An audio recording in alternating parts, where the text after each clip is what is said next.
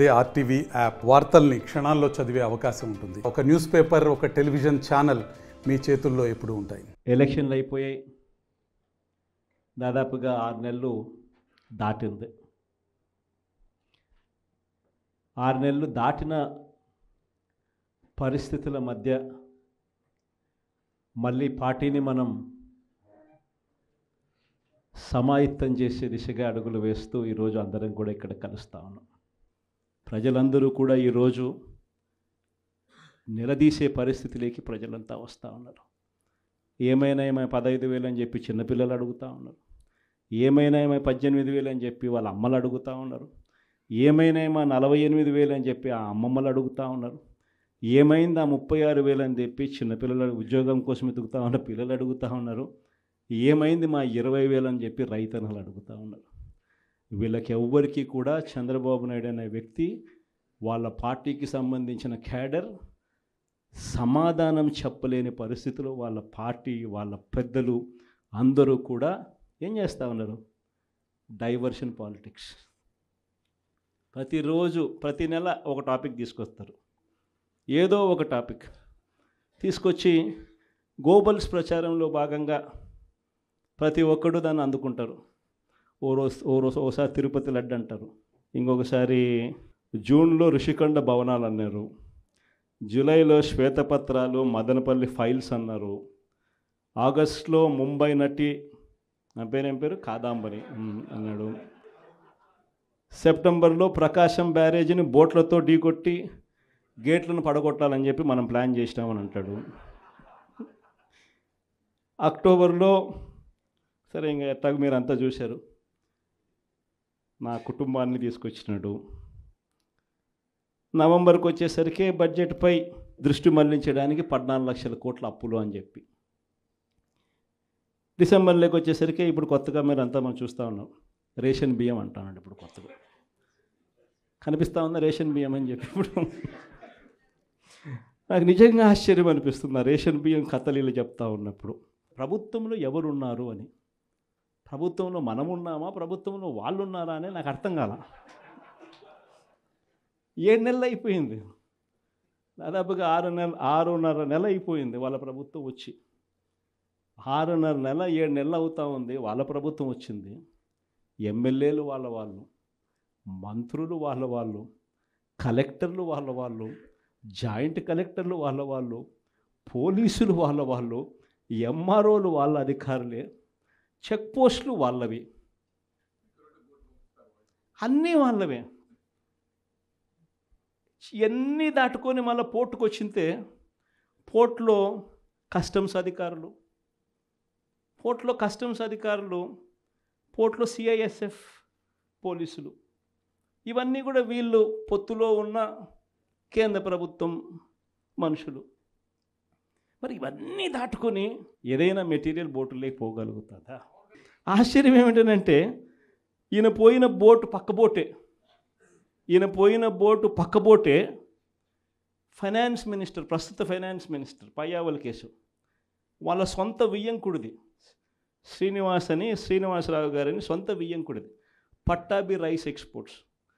ఆయన ఎక్స్పోర్ట్ చేస్తాడు పక్కన, అదే పోర్ట్లోనే పక్కన. అడిగిపోడు దీంట్లోకి వచ్చి మాట్లాడతాడు. నాకు ఆశ్చర్యం అనిపించింది, అసలు ఏందిరా నాయన ఇది, ఎవరు ప్రభుత్వంలో ఉన్నాము, ఎవడు చేస్తూ ఉన్నాడు అని చెప్పి. వైఎస్ఆర్సీపీలో మన కార్యకర్తలు మనోళ్ళందరూ వ్యవస్థీకృత నేరాలంట. అసలు వ్యవస్థీకృత నేరాలు చేస్తూ ఉండేది ఎవరు? చేస్తూ ఉండదు వాళ్ళు, చేసింది వాళ్ళు, మన మీద ఏళ్ళెత్తి చూపిస్తూ ఉంటారు. నిజంగా ఇవన్నీ చూసినప్పుడే అసలు ఎందుకు జరుగుతూ ఉన్నాయి ఇవన్నీ అని చెప్పి చూస్తే, రైస్ ఎక్స్పోర్ట్స్లో ఆంధ్ర రాష్ట్రం, ధాన్యం ఎక్స్పోర్ట్, బియ్యం ఎక్స్పోర్ట్స్లో ఆంధ్ర రాష్ట్రం నెంబర్ 1గా ఇప్పుడు నుంచి కాదు, దశాబ్దాలుగా మనమే నెంబర్ 1. తెలంగాణ నుంచి బియ్యం మన దగ్గరికే వస్తుంది, ఆంధ్ర నుంచి రైతులు పండించిన బియ్యాన్ని ఇక్కడి నుంచి ఎక్స్పోర్ట్ చేస్తారు. అది తప్పేం కాదు, ఎప్పటి నుంచో దశాబ్దాలుగా జరుగుతూ ఉంది. ఆంధ్రాలో రైట్ ఎక్స్పోర్ట్స్ నెంబర్ 1. అందులో ఈ పయ్యావుల కేశవ్ వాళ్ళ వియంకుడు, ఈ పట్టాభి రైట్ ఎక్స్పోర్ట్, ఈయన ఆంధ్రాలో నెంబర్ 1. ఇది నిజంగా ఇది కొత్త ఏం కాదు. ఎందుకనంటే ఇది ఎప్పటి నుంచో జరుగుతూ ఉండేది. బియ్యం అని రైతులు పండిస్తూ ఉన్నారు, రైతులకు గిట్టుబాటు ధర రావాలి, రైతులకు మంచి రేటు రావాలి అని అంటే ఎక్స్ట్రా పండించిందంతా రైతులు ఎక్స్పోర్ట్ చేసుకుంటూ ఉన్న సాంప్రదాయం ఎప్పటి నుంచో జరుగుతూ ఉంది, జరుగుతూ ఉంది. అయితే దీన్ని ఎలా ట్విస్ట్ చేస్తూ ఉన్నారు అనేది ఇప్పుడు ఆశ్చర్యం. మన ప్రభుత్వంలో డీలర్ల వ్యవస్థను మనం పక్కన పెట్టి ఇంటి వద్దకే బియ్యం సప్లై కింద మనం MDUs తీసుకొచ్చి, మొబైల్ డిస్పెన్సింగ్ యూనిట్లను తీసుకొచ్చి ఇంటి వద్దకే బియ్యం సప్లై తీసుకుపోయినాం. మొట్టమొదటిసారిగా మనం బియ్యం క్వాలిటీని పెంచినాం. మధ్యస్థు సన్నకార బియ్యం ప్రమోట్ చేసినాం, ఇవ్వడం. స్వర్ణ బియ్యం అని తీసుకొచ్చి సాటెక్స్ చేసి 800 కోట్ల సంవత్సరానికి అదనపుగా ఖర్చు పెట్టి బియ్యంలో నూకల శాతం తగ్గించి సాటెక్స్ చేసి ప్రజలకు మంచి బియ్యం, తినగలిగిన బియ్యం ఇస్తే వాళ్ళు ఎదురు అమ్ముకునే పరిస్థితి ఉండదు అని చెప్పి దానికి ఫుల్ స్టాప్ పెట్టే కార్యక్రమం చేసింది ఎప్పుడైనా జరిగింది అంటే అది ఒక్క వైఎస్ఆర్సీపీ ప్రభుత్వ హయాంలోనే జరిగింది. ఈరోజు వీళ్ళు ఏం చేస్తూ ఉంటారు? ఈరోజు ఒక పద్ధతి ప్రకారం ఫస్ట్ ఇంటి వద్దకే బియ్యం ఆపేసినారు. వాళ్ళకి ఇచ్చే బియ్యం ఇంతకుముందు మనం సాటెక్స్ చేసి మంచి క్వాలిటీ బియ్యం మనం ఇస్తూ ఉంటే, మధ్యస్థు సన్నకార బియ్యం సాటెక్స్ చేసి మనం ఇస్తూ ఉంటే ఈరోజు లేదు. ఈరోజు నిర్వీర్యం చేశారు. చేసి వీళ్ళు ఇవన్నీ చేస్తూ ఉండి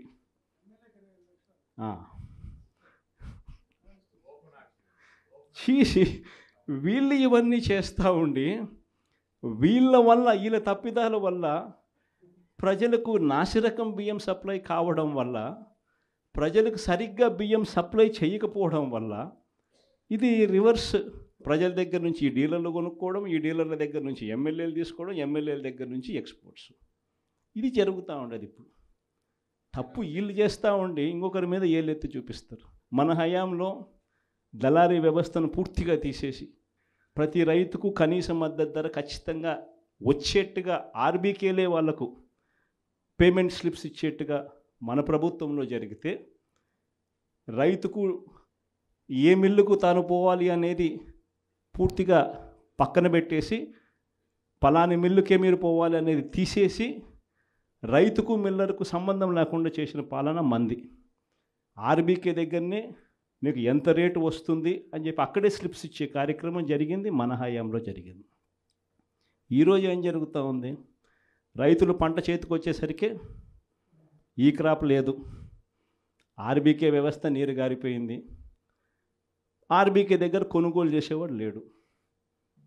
సో రైతులు గత్యంతరం లేక మిల్లర్ల దగ్గరికి పోవడం, మిల్లర్లు 300 రూపాయలు 400 రూపాయలు తక్కువ రేటు కొనుగోలు చేయడం, ఇది ఇప్పుడు జరుగుతూ ఉంది. అన్ని రకాలుగా సర్వనాశనం చేస్తూ ఉన్న ఈ పరిస్థితుల మధ్య, ఈ డైవర్షన్ పాలిటిక్స్ మధ్య ఈరోజు మనం పార్టీ బలోపేతంతో పాటు ప్రజల తరపున మనం నిలబడడానికి ఏ రకమైన ఉద్యమం చేయాలి, ఎలా ఉద్యమాలు చేయాలి అని చెప్పి ఆలోచన చేయడానికి మనం అంతా కూడా ఈరోజు సన్నద్ధమైన. ఎందుకంటే ప్రజల తరపున మళ్ళీ పోరాటం చేయాల్సిన సమయం వచ్చింది. ప్రజల తరపున ప్రజలకు దగ్గర కావాల్సిన సమయం వచ్చింది. ప్రజలు ఇబ్బందుల్లో ఉన్నప్పుడు మనం ఉన్నాము అన్న భరోసా ప్రజలకు మనం ఇవ్వాలి. ప్రతి అడుగులోనూ వ్యతిరేకతే. ఒకవైపున చేయాల్సిన ఏ మంచి పని జరగలేదు. సూపర్ 6లు లేవు, సూపర్ 7లు లేవు. మరోవైపున వ్యవస్థలన్నీ పూర్తిగా నీరు గారిపోయాయి. విద్యారంగం కానీ, వైద్య రంగం కానీ, వ్యవసాయ రంగం కానీ, డోర్ డెలివరీ కానీ, గవర్నెన్స్ కానీ. మరోవైపున చూస్తే బాధుడే బాధుడు. కరెంటు బిల్లులు ఈరోజు ముట్టుకుంటే ఈ నెల స్టార్ట్ అయింది. ఇంకా మొదటి డోసే 6,000 కోట్ల రూపాయలకు సంబంధించిన మొదటి డోసు ఈరోజు ఇచ్చినాడు ఈ నెల బిల్లులో. నవంబర్ నెల బిల్లు, డిసెంబర్ నెల బిల్లు, ఏ ఇంటికి వెళ్ళి కరెంటు బిల్లు ఎంత అని చెప్పి తేడా అడిగితే ప్రతి ఇంట్లో కూడా తేడా కనిపిస్తుంది. కనీసం 300 రూపాయలు పైన రేట్లు పెరిగినాయి. అది ఈ నెలే. రేపు నెల మరో 9,000 కోట్లు వేస్తున్నాడు. ఆ 9,000 కోట్ల భారం కూడా రేపు నెల బిల్లులో ఇంకా కనిపిస్తుంది. అంటే కరెంటు బిల్లులు ఇంకా షాక్ కొట్టే పరిస్థితిలోకి కరెంటు బిల్లులు వచ్చేస్తున్నాయి. ఒకవైపున బాధుడే బాధుడు. రోడ్ల మీద ట్యాక్స్ అంట, రోడ్ల మీద ట్యాక్స్ అట. ఆశ్చర్య కలిగించే విషయం ఏంటంటే రోడ్లు బాగు చేయడం కోసం రోడ్ల మీద ట్యాక్సులు వేసే కార్యక్రమం నేషనల్ హైవేస్ మీద మనం అంతో ఎంతో చూసినాం, కానీ గ్రామీణ రోడ్ల మీద కూడా రోడ్లు బాగు చేయడం కోసం రోడ్ల మీద ట్యాక్సులు వేసే బాదుడు కార్యక్రమానికి చంద్రబాబు నాయుడు గారు శ్రీకారం చుడతా ఉన్నారు. ఆశ్చర్యం నిజంగా ఏమిటంటే ఆయన హయాంలో మన హయాంలో రెండు తేడా చూస్తే రోడ్ల మీద మనం ఖర్చు పెట్టింది 43,000 కోట్ల చిల్లర అయితే ఆయన హయాంలో ఖర్చు పెట్టింది 27,000 కోట్ల చిల్లర మాత్రమే. అక్కడ కూడా మనమే ఇన్ని సంక్షేమ పథకాలు చేస్తూ కూడా అక్కడ కూడా మనమే ఎక్కువ ఖర్చు పెట్టాం. ఈరోజు చంద్రబాబు నాయుడు గారి హయాంలో సంపద సృష్టి అని అంటే దాని అర్థం బాదుడే బాదుడు. ఇది చంద్రబాబు నాయుడు హయాంలో డెఫినేషన్ సంపద సృష్టికి సంబంధించి. ఒకవైపునేమో మనం కడతా ఉన్న మెడికల్ కాలేజీలు అమ్ముతానంటాడు, మరోవైపున మనం కడతా ఉన్న పోర్టులు, ఎందుకు మీ రామాయపట్నం పోర్టు దశాబ్దాలుగా చూస్తూ ఉన్నాం, ఎవడన్నా పోర్టు కట్టాడా? ఈరోజు ఆ పోర్టు దాదాపుగా పూర్తిగా వస్తూ ఉంది, పోర్టు పూర్తిగా వస్తూ ఉంది. సముద్రంలో నుంచి షిప్ కూడా తీసుకొని రావచ్చు.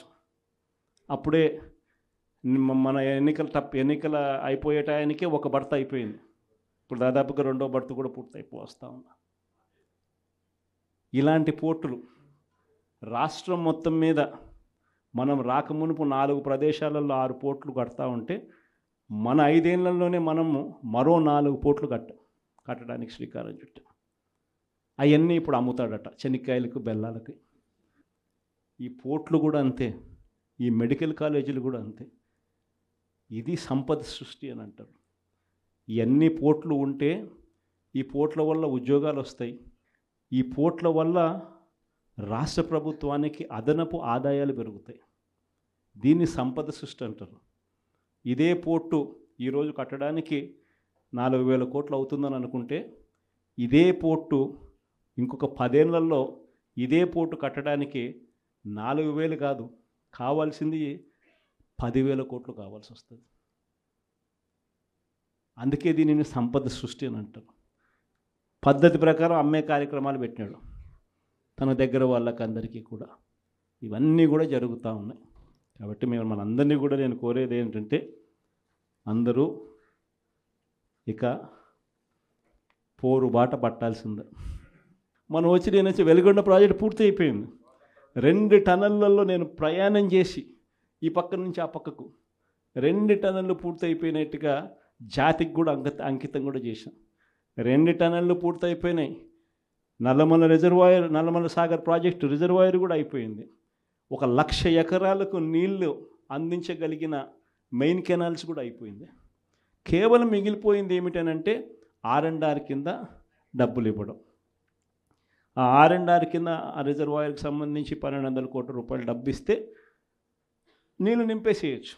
అదొక్కటి మాత్రమే ఇప్పుడు చేయాలి అని చెప్పి, ఈ సంవత్సరం చేయాలి అని చెప్పి పోస్ట్పోన్ చేసినాం. ఈ సంవత్సరం చేయాలని అక్టోబర్ లోపల, అంటే జూన్ నుంచి అక్టోబర్ మధ్యలో చేసేసుకొని అక్టోబర్లో నీళ్లు నింపడానికి మనం పూర్తి చేసిన ప్రాజెక్టును ఈ రోజుకి అంతే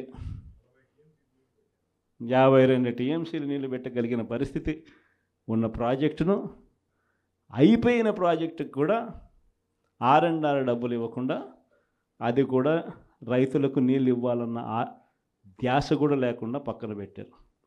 మార్కాపురం మెడికల్ కాలేజ్ మీ అందరికీ కూడా పక్కనే కనిపిస్తూ ఉంటుంది. ఆల్మోస్ట్ అయిపోవచ్చింది మార్కాపురం మెడికల్ కాలేజ్. చూస్తే బిల్డింగులు చూస్తే చక్కగా కనిపిస్తాయి. అది ఇప్పుడు అమ్మడానికి సిద్ధమంటాం. ఆశ్చర్యం నిజంగా ఇలాంటి వాళ్ళని చూస్తూ ఉన్నప్పుడు. ఈ నెల 3 ప్రోగ్రామ్స్ పెట్టినాం. ఈ 13వ తారీఖున రైతులకు సంబంధించిన ప్రధానమైన డిమాండ్ల మీద, మరీ ముఖ్యంగా పెట్టుబడి సహాయం. మా 20,000 ఏమైంది? అప్పుడేమన్నారు? జగన్ 13,500 ఇస్తానన్నాడు. ఆ 13,500లో కూడా 6,000 రూపాయలు PM కిసాన్ అని చెప్పి అన్నారా లేదా? అంటే ఎలాంటి ఇంప్రెషన్ ఇచ్చినారు? వీళ్ళు ఇచ్చే 20,000 ఆ పిఎం కిసాన్ 6,000 కాక, అది కాక మీరు 20,000 ఇస్తానట్టుగా ఇంప్రెషన్ ఇచ్చినారా? ఇప్పుడు ఏమైంది? అది పోయింది, ఇది పోయింది. ఎప్పుడేమైంది? అది పోయింది, ఇది పోయింది. ఇది నిలదీసే కార్యక్రమం. ప్లస్ ప్రతి చోట కూడా ధాన్యం పండించే ఏరియాలలో మరీ ముఖ్యంగా ఎక్కడ కూడా ఎంఎస్పి రావడంలో ఎవరిని అడిగినా 300 రూపాయలు 400 రూపాయలు తక్కువ రేటుకు అమ్ముకోవాల్సిన పరిస్థితిలో ధాన్యం కొనుగోలు జరుగుతూ ఉన్నాయి. ఎక్కడ కూడా ఉచిత పంటల బీమా, ఇంతకుముందు మన ప్రభుత్వంలో ఈ క్రాప్ చేసి ప్రతి ఒక్క రైతుకు ఉచిత పంటల బీమా అందుబాటులోకి తీసుకొచ్చాం. ఈరోజు ఉచిత పంటల బీమా ఎత్తేసినారు. వీటి అన్నిటి మీద క్వశ్చన్ చేస్తూ ఈ నెల 13వ తారీఖున కలెక్టరేట్ల దగ్గర రైతుల తరపున మనమంతా కూడా రైతులను వెంటేసుకొని పోయి కలెక్టర్లకు మనం వినతి పత్రం ఇస్తూ, అయ్యా రైతుల సమస్యలు ఇవి, పలకండి, పట్టించుకోండి అని చెప్పి గట్టిగా డిమాండ్ చేసే కార్యక్రమం 13వ తారీఖున చేస్తూ ఉన్నాం. అదే మాదిరిగా 27వ తారీఖున కరెంటు ఛార్జీల మీద బాధుడే బాధుడు. ఎన్నికలప్పుడు ఏమని చెప్పావయ్యా, కరెంటు ఛార్జీలు తగ్గిస్తానన్నావు, అన్నాడా లేదా? బాగా మన యూట్యూబ్లో కూడా నేను నా ట్వీట్లో కూడా పెట్టిన ఆయన అన్న మాటలు. అప్పుడు ఎంత గట్టిగా అన్నాడు, మామూలు గట్టిగా కాదు. నేనున్నా, నేను తగ్గిస్తా,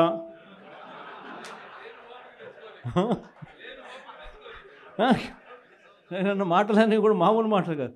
తీరా వచ్చిన తర్వాత 6 నెలలు తిరక్క మునిపే 15,000 కోట్ల రూపాయలు బాధుడే బాధుడు ఉట్టి కరెంటు మీద. సో దీన్ని క్వశ్చన్ చేస్తూ 27వ తారీఖున, 3వ తారీఖున, జనవరి 3వ తారీఖున ఫీజు రీయింబర్స్మెంట్ అందక పిల్లలు ఇబ్బందులు పడతా ఉన్న పరిస్థితులు. మనం ప్రతి క్వార్టర్, ప్రతి 3 నెలలకు ఒకసారి పిల్లలకు 3 నెలలు అయిపోయిన వెంటనే ఫీజులు ఇస్తూ ఉన్న పరిస్థితి మన ప్రభుత్వం. విద్యా దీవెన, వసతి దీవెన క్వార్టర్ అయిపోయిన వెంటనే, 3 నెలలు అయిపోయిన వెంటనే 4వ నెల వెరిఫై చేసి 5వ నెలలో పిల్లల తల్లుల చేతుల్లో డబ్బులు పెట్టి పిల్లలకు విద్యా దీవెన, వసతి దీవెన కింద పూర్తి ఫీజు రీయింబర్స్మెంట్ మనం ఇస్తూ ఉంటే, ఈరోజు ఈ జనవరి వచ్చేసరికి 4 త్రైమాసికాలు, ప్రతి త్రైమాసికం తర్వాత ఇస్తూ ఉన్న మన పాలన 4 త్రైమాసికాలు అయినా కూడా పట్టించుకొని చంద్రబాబు పాలన. జనవరి, ఫిబ్రవరి, మార్చ్ సంబంధించిన త్రైమాసికం ఏప్రిల్లో వెరిఫికేషన్ చేసి మేలో ఇవ్వాలి. మేలో ఎన్నికలయ్యాయి అంతే. జూన్ నేను వచ్చాడు, జూన్ 4వ తారీఖు అంతే. ఆ నుంచి స్టార్ట్ అయింది. జనవరి, ఫిబ్రవరి, మార్చ్ పోయింది, ఏప్రిల్, మే, జూన్ పోయింది, జూలై, ఆగస్ట్, సెప్టెంబర్ పోయింది, అక్టోబర్, నవంబర్, డిసెంబర్ 4 త్రైమాసికాలకు సంబంధించి విద్యా దీవెన పూర్తిగా ఎగరగొట్టాడు. వసతి దీవెన కింద ప్రతి ఏప్రిల్లో మనం ఖచ్చితంగా క్రమం తప్పకుండా పిల్లలకు బోర్డింగ్ అండ్ లాడ్జింగ్ ఖర్చుల కోసం ఇస్తూ ఉంటుంది. ఈరోజు చంద్రబాబు నాయుడు ప్రభుత్వం వచ్చిన తర్వాత ఈ సంవత్సరం పూర్తిగా 0. ఈ విద్యా దీవెన, వసతి దీవెన అందక పిల్లలు ఇంజనీరింగ్ చదువులు మానేసి పొలం పనులలో పనులు చేసుకుంటా ఉన్న పరిస్థితులు. కాలేజీ యాజమాన్యాలు ఫీజులు కట్టకపోతే కాలేజీలకు మేము రావద్దండి అని చెప్పి చెప్తా ఉన్న పరిస్థితులు. ఫీజులు కట్టకపోతే నీకు సర్టిఫికెట్లు ఇవ్వమని చెప్తా ఉన్న పరిస్థితులు. సో ఆ పిల్లల తరపున జనవరి 3వ తారీఖున విద్యా దీవెన, వసతి దీవెన ఎందుకు ఇవ్వడం లేదయ్యా అని చంద్రబాబు నాయుడు ప్రశ్నిస్తూ దాని మీద ఒక ధర్నా. సో ఈ 3 ప్రోగ్రామ్స్ ఈ డిసెంబర్, జనవరి 3వ తారీఖు వరకున మనం ప్రోగ్రాముల్లో అనౌన్స్ చేసినాం. ఈ 3 ప్రోగ్రాములు విజయవంతం చేయడంలో మీ పాత్ర చాలా అంటే చాలా అవసరము, చాలా అంటే చాలా క్రిటికల్ అన్నది కూడా ప్రతి ఒక్కరూ కూడా గమనించవలసిందిగా మీ అందరితో కూడా సవినీయంగా కూడా ప్రార్థిస్తా ఉన్నా. ఇది కాక నా ప్రోగ్రాంలు పార్టీ బిల్డింగ్ గురించి కూడా చెప్పాలి. ఎందుకనంటే మన పార్టీ గ్రామ స్థాయిలో కూడా మన పార్టీ బలంగా ఉంది. కానీ బలంగా ఉన్న ఈ పార్టీని ఆర్గనైజ్ స్ట్రక్చర్లోకి తీసుకొని రావాలి. ఆర్గనైజ్ స్ట్రక్చర్లోకి తీసుకొచ్చే కార్యక్రమంలో భాగంగా పార్టీలో క్రియాశీలక మార్పులకు ఇప్పటికే నాంది పలికిన నా ప్రోగ్రాం కూడా సంక్రాంతి తర్వాత జనవరి 3వ వారం, జనవరి 4వ వారం నుంచి నా ప్రోగ్రాం కూడా ప్రతి పార్లమెంట్లోనూ నేను కూడా వచ్చి 2 రోజులు అక్కడే నిద్రపోతాను. ప్రతి బుధవారము ప్రతి గురువారము ఒక్కో పార్లమెంట్ నియోజకవర్గంలో అక్కడే ఉంటా. బుధవారం 3 నియోజకవర్గాలు, గురువారం మరో 4 నియోజకవర్గాలు, మొత్తంగా ఆ 2 రోజులు అక్కడే ఉంటూ శుక్రవారం కూడా అవసరాన్ని బట్టి అదే జిల్లాలో ఉండే కార్యక్రమం చేస్తూ ఉన్నాం. ప్రోగ్రాం కూడా మనం పెట్టబోయే ప్రోగ్రాం పేరు కూడా కార్యకర్తలతో జగనన్న పార్టీ బలోపేతానికి దిశానిర్దేశం అనే పేరుతో ఆ ప్రోగ్రాంలో పార్టిసిపేట్ చేసే కార్యక్రమం చేస్తాము. యుద్ధం అంతా ఎలా ఉంది అని అంటే విపరీతమైన చంద్రబాబు నాయుడుతో యుద్ధం చేయడం లేదు. మనం ఓ ఈనాడుతో యుద్ధం చేస్తున్నాం, ఓ ఆంధ్రజ్యోతితో యుద్ధం చేస్తున్నాం, ఓ TV5తో యుద్ధం చేస్తూ ఉన్నాం.